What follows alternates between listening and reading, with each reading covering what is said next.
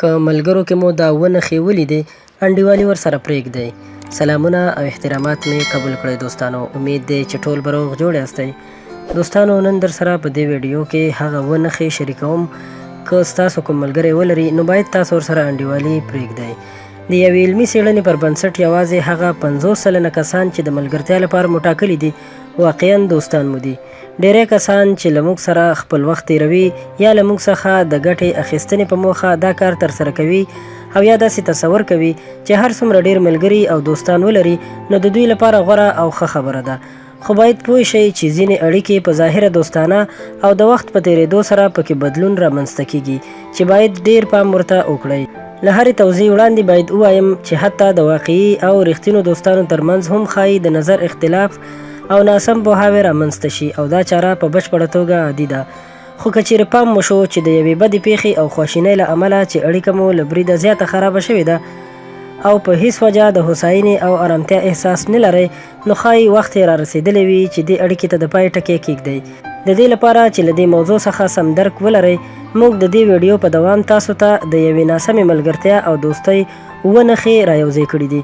که چیرې دا موارد د خپل ښوونځي او یا پوهنتون ملګري سره یا دغه راز له خپل همکار سره د خپلې ملګرتیا په اړیکه کې ووینئ نو وړاندیز کیږي چې هر څه زر دې زهرجنې اړیکې ته د پای ټکی کیږدئ.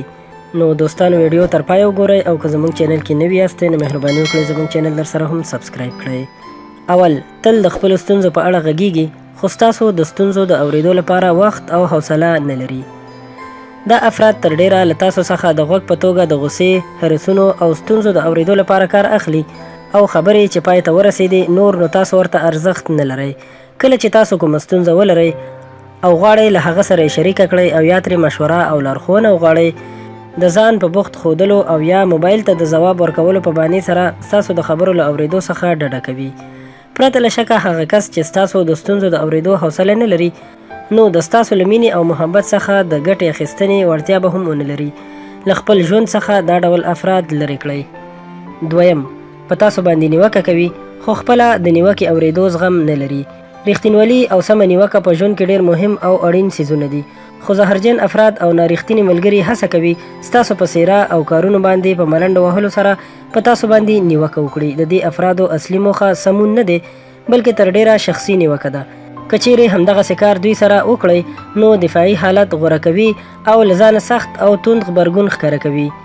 دریم، دا تاسو یاستئ چې تل له یو بل سره د لیدلو د ژمنه کولو لپاره په ګډه پروګرام جوړوئ. دا کسان کله چې له نورو ملګرو سره بوخت دي تاسو هیروي خو دا چې یوازې شول او یو کس ته اړتیا پیدا کړه چې وخت یې ورډک کړي نو زر تر زره تاسو ته راځي. له دې افرادو څخه لرې شئ ځکه چې یوازې د ځان په غم کې دي او په بدل کې تاسو څه نه ترلاسه کوئ. دا کار به په اوږد مهال کې ځورونکی وي. څلورم، هغه فکر کوي چې تاسو باید هرومرو بدلون وکړئ. کله چې له یو بل سره بحث کوئ دوستان مو په دې باور دي چې تاسو ګرم یاستئ او دا تاسو یاستئ چې باید بدلون وکړئ. دا افراد تل ځان په حقه ګڼي او دا روحیه د دوستۍ لپاره په هیڅ وجه ښه نه ده. پنځم، ستاسو دوست دوه ګونې روحیه لري، یا ښه مهربان دی او یا سوړ او بې تفاوته دی. که چیرې هغه کس چې تاسو ورسره په اړیکه کې یاستئ یوه ورځ ښه دی او په سبا یې پرته له کوم دلیل څخه له تاسو سره سوړ او نامهربانه چلند کوي نو نورمال انسان نه دی. غوره ده چې ترې لرې شئ ځکه تاسو به تل په دې فکر کې ډوب یئ چې له هغه سره مو څه بدي کړې ده چې له ځانه دا ډول چلند ښکاره کوي. شپږم، تل له خبرو سره پام کوئ تر څو هغه خواشینې او غوسه نشي. که چیرې په خپله دوستۍ کې تل له خبرو سره پام کوئ تر څو خدای مکړه په مقابل لوري باندې بدې ونه لګیږي او غوسه نشي نو د دې دوستۍ د دوام لپاره څه ټینګار لرئ. افراد له یو بل سره ملګري کیږي تر څو د یو بل ترڅنګ خوشحاله شیبې ولري او که چیرې ټاکل شوي وي یو بل سره د اوسېدو ټول ساعتونه مو په اروایي فشار سټریس سره تیر شي نو غوره ده چې دې اړیکې ته د پای ټکی کیږدئ. اووم، دوست مو تاسو اړ کوي چې د هغه له نورو دوستانو سره سیالي او رقابت وکړئ. کله چې د هغه کس په اړه فکر کوئ چې ستاسو دوست او ملګری دی تل د خپل بل دوست له مینې او ښو کارونو څخه خبرې کوي. په حقیقت کې هڅه کوي چې په تاسو کې د حسادت او رقابت احساس راوپاروي تر څو په دې وسیله له دواړو لورو څخه ډیره ګټه ترلاسه کړي. که چیرې ستاسو د دوستانو په لیست کې دا ډول افراد شتون لري نو غوره ده چې بې پروا شئ او خبرو ته ارزښت ورنه کړئ او د هغوی د خوښۍ او خوشحالۍ لپاره په هر کار لاس مه پورې کوئ او ځان مه په تکلیف کوئ چې وروسته به پښیمانه شئ. ولې له زهرجنو کسانو سره ملګرتیا او دوستۍ ته د پای ټکی ایښودل ستونزمن کار دی؟ څنګه کولی شو دا کار ترسره کړو؟ که چیرې هغه پړاو ته رسیدلی یاستئ چې ډاډه یاستئ باید خپلې دوستۍ ته د پای ټکی کیږدئ، نو په احتمالي توګه په خپله تګلاره کې به له ګڼو ستونزو او خنډونو سره مخ شئ. له هغه چا سره د اړیکې پرې کول چې ډیره موده مو له یو بل سره وخت تیر کړی وي څه اسانه کار نه دی، خو دې موخې ته د رسیدو لپاره له دې تګلارو څخه کار واخلئ.